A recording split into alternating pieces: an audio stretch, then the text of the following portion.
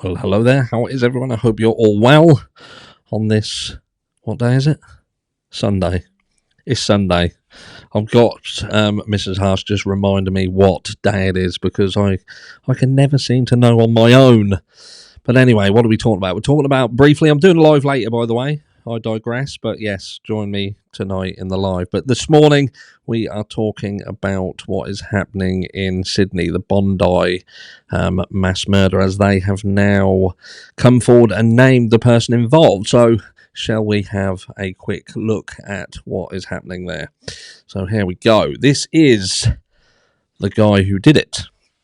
So, a knife-wielding man who killed 6 people in a Sydney shopping centre before being shot dead has been identified by Australian police. Joel Cauchi, 40, sent the crowded Westfield Bondi Junction complex into panic on Saturday when he began stabbing people with a long blade.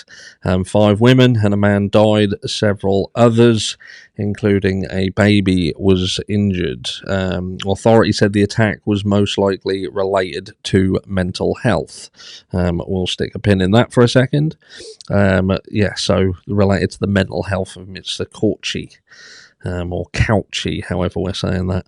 Asked whether she believes he was targeting women, New South Wales Police Commissioner Karen Webb told reporters on Sunday it would be an obvious line of inquiry, but she added she would not describe the stabbings as an act of terror, reiterating that police believed there was no ideological motivation behind the attack.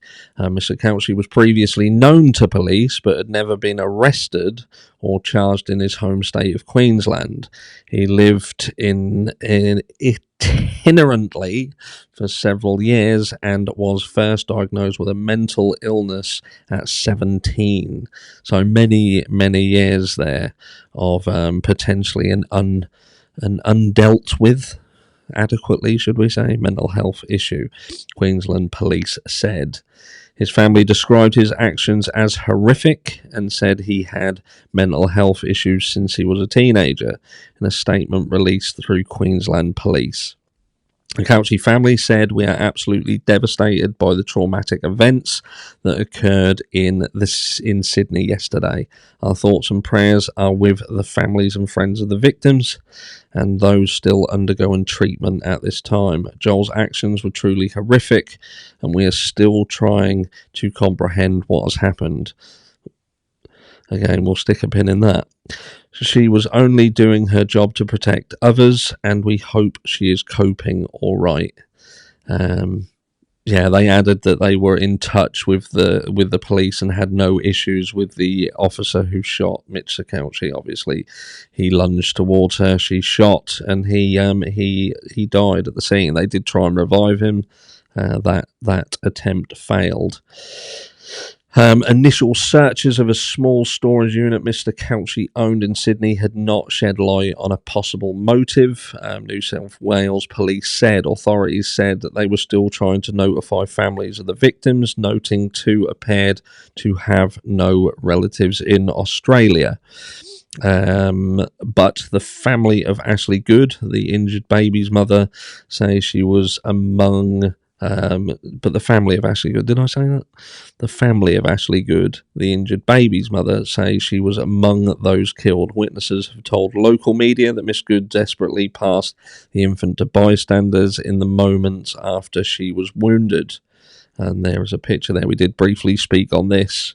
I believe that was one of the most shocking elements of this attack.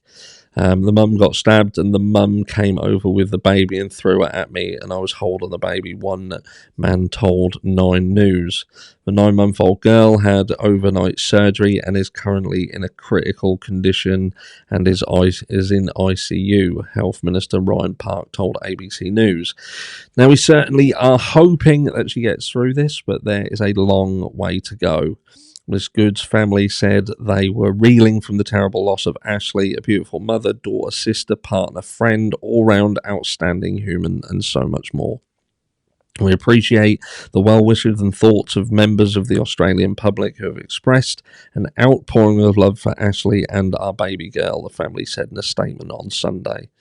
Another victim was Faraz Tahir, a 30-year-old man from Pakistan who had sought refuge in Australia a year ago, according to the Ahmadiyya Muslim community of Australia. Mr. Tahir was a security guard and cherished member of the local community, known for his unwavering dedication to kindness, a statement said. Dawn Singleton, 25, also died. Her employer, White Fox Boutique, said, "We are all truly devastated by this loss. Dawn was a sweet, kind-hearted person who had her whole life ahead of her. She was really amazing," the company wrote online.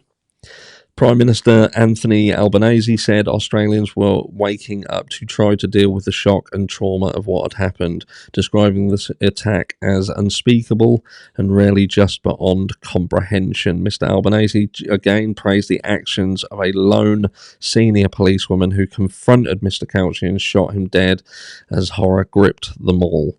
The wonderful inspector who ran into danger by herself and removed the threat that there was to others without thinking about the risks to herself, the Prime Minister said, thanking her and the emergency teams.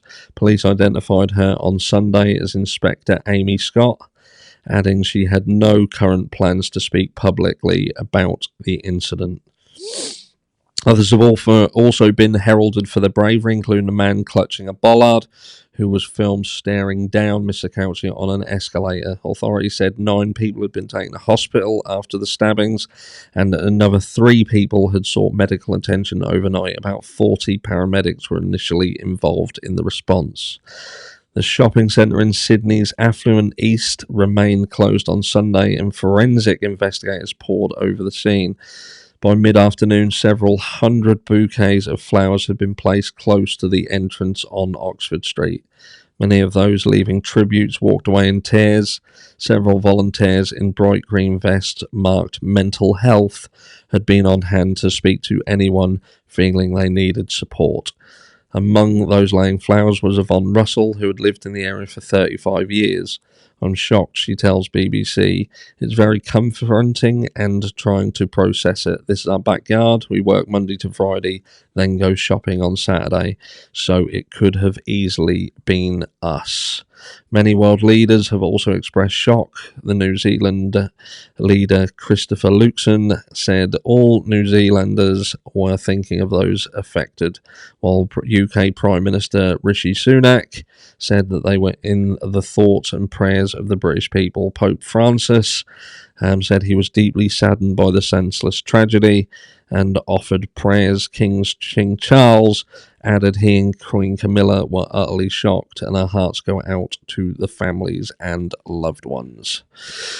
So there we have it. We have a person who has been named, and there we go.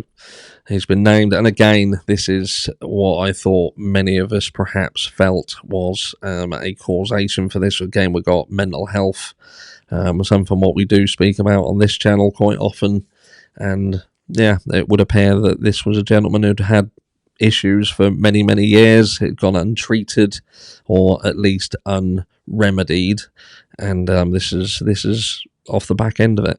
And just another stark warning that mental health in all countries needs to be taken a lot more seriously. Perhaps a little less money should be spent on arming countries, and more spent on looking after those that they're claiming to be looking to protect in the funding of weapons and weapons and weapons.